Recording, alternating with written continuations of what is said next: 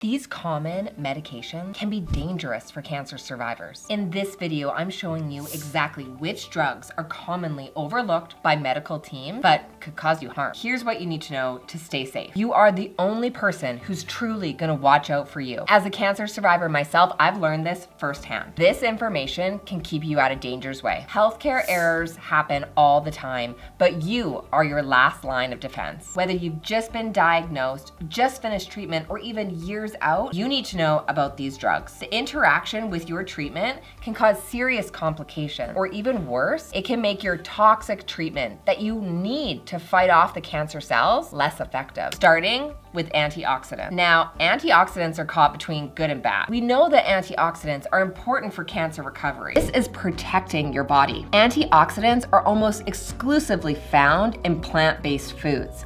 Foods like berries, green tea, dark chocolate, spinach, or dark green leafy vegetables. It's amazing that you can literally use food. Heck, I've even said so myself. Cancer and cancer treatment puts your body under oxidative stress, which causes free radicals. Now, free radicals are dangerous because they increase your cancer risk. The good news is that you can neutralize free radicals with antioxidants. This is where the food you eat becomes so powerful. But the bad news is that antioxidants can actually interfere with your cancer treatment. Like in this study here, women who took vitamin A, C, E, or coenzyme Q10, all antioxidants, during their cancer treatment, were more likely to have a breast cancer recurrence or to die from breast cancer. With the best intentions of supporting your body, it's actually causing more harm than good. Now, there's a reason why we think this happens. Antioxidants may actually protect cancer cells from chemo. So you're getting all this toxic chemo, but the antioxidant supplement that you're taking is actually protecting the cancer cells and stopping the chemo from having its full effect. That is not good. So if you're getting IV chemotherapy, do not take antioxidants. Wait until you've finished your treatment. Then, when the chemo has done its work,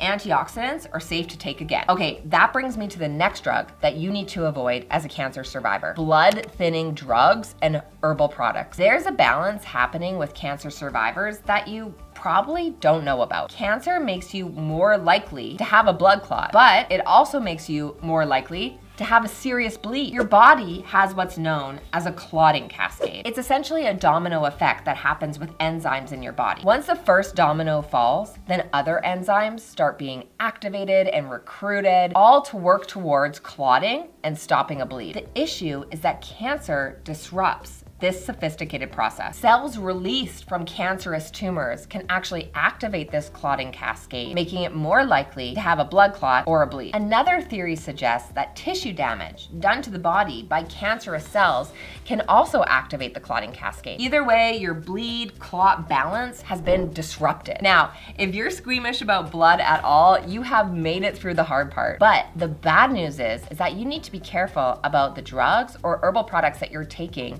which may increase your risk of a bleed, and there are a few. Now, the obvious drugs are those that are designed as blood thinners. Those are obviously going to increase your risk of a bleed, but there are a lot of other drugs that you would never think of. For example, ibuprofen can increase your risk of a bleed. The same could be said for naproxen. Many herbal products can also increase your risk of a bleed. Garlic, turmeric, feverfew, just to name a few. You'll want to be watching out when you start something new and look to see if it could potentially increase your risk of a bleed or a clot. Okay, but on to the next drug. And this one, well, isn't actually a drug. It's actually a food, but this one's really important to include here because a lot of women are really shocked by this one. This is an important one to avoid, but probably no one's told you about this. Grapefruit.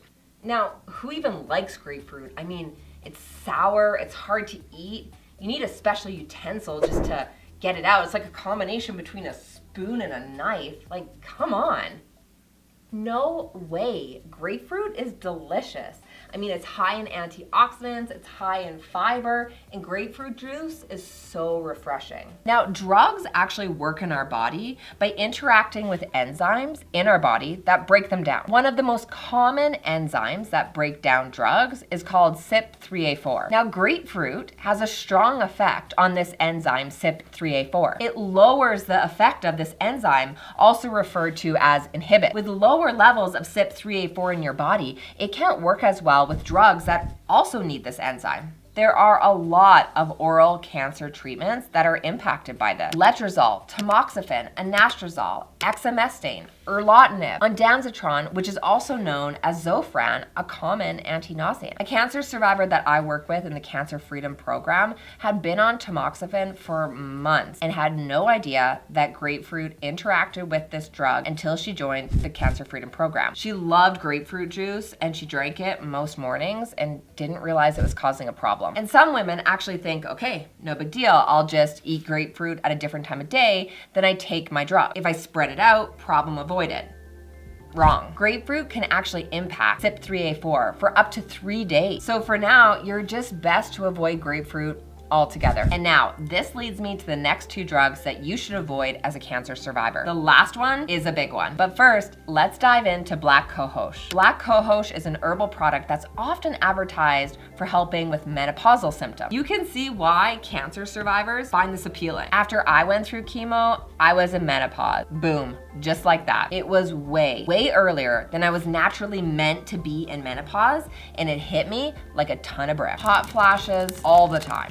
Trouble sleeping and moodiness. I needed to do something. Now, there's a lot of herbal products on the market that claim to help with menopause. Black cohosh is arguably the most popular. Whether it works or not, well, I'll save that for another video. But the issue with black cohosh is similar to the issue with grapefruit. It works on the same enzyme, CYP3A4, and we have the same issue. Best to avoid this herbal product as it can lead to toxicity from your oral cancer treatment. But this next drug is definitely something that you're gonna wanna know about. It's commonly prescribed in those who have been diagnosed with cancer, and it can actually make your treatment ineffective. Antidepressant. There's extensive literature that show that some antidepressants and anti-anxiety medications can actually stop tamoxifen from working. Here's how. Tamoxifen is actually called a prodrug. This means it actually needs an enzyme in your body known as CYP2D6 to be converted to the active form of the drug known as endoxifen. Endoxifen is 100 times more potent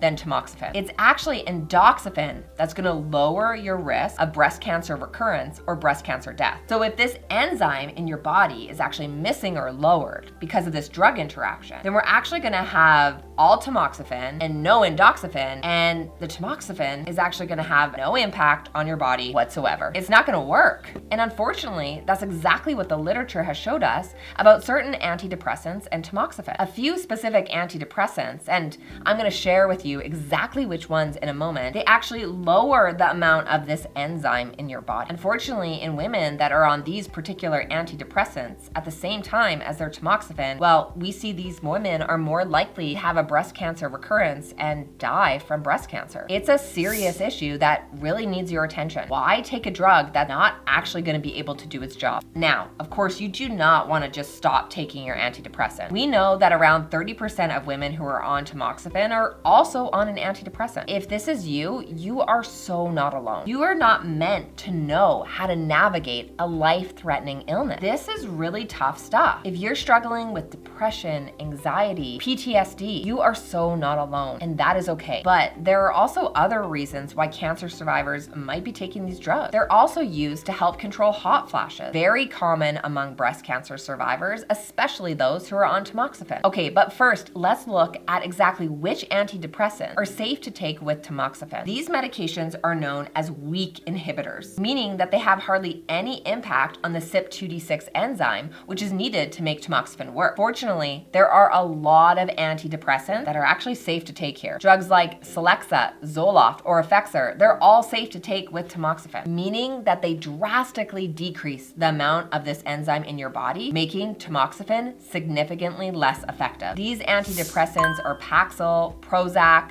Wellbutrin, and Cymbalta. If you're on tamoxifen with any of these medications, then you'll definitely want to speak with your medical team. You could possibly switch to a safer antidepressant option, or perhaps even wean off the medication if you feel like you're safe to do so. If choosing to stop your medication is something that you want to do, then you absolutely should not do this cold turkey. Abruptly stopping these medications can result in some pretty serious withdrawal symptoms, flu-like symptoms, and shaking. Make sure you talk to your team about a plan to slowly discontinue. Okay, but now that you know which drugs you need to avoid as a cancer survivor, you now need to know which supplements you should be taking. That's exactly why I've linked up this next video here on supplements that you need as a cancer survivor.